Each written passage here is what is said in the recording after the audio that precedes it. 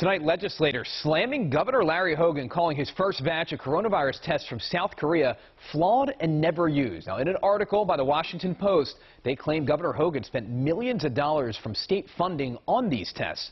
WJZ is live tonight. Kelsey Kushner with the details on the story that a lot of people have been talking about. Kelsey. Rick, like you said, that post now claims that Governor Larry Hogan used millions of dollars to buy tests from South Korea that they say were never used. But Governor Larry Hogan says that those tests were actually the cornerstone of a long-term testing strategy.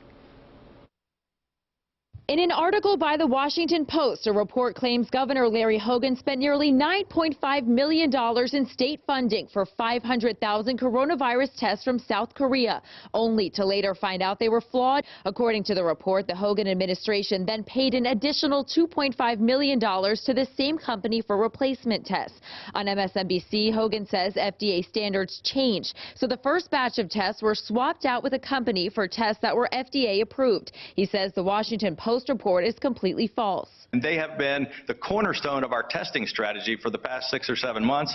We've used nearly 400,000 of these tests. We use them on all of our outbreaks and clusters. So we announced that we got the second load of tests many months ago. The story was just completely false. Hogan called the initial purchase a game-changing step forward. Local officials in Maryland hoped the $1 million purchase would make screening for coronavirus in the state more widely available. But the Washington Post says when the tests weren't quickly deployed, state lawmakers began asking why.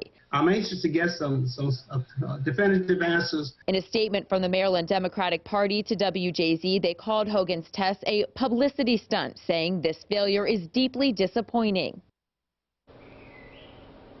Now, we did reach out to the Hogan administration. Now, in a press release sent back to WJZ, they say that they have used nearly 400,000 of those coronavirus tests that were purchased from South Korea.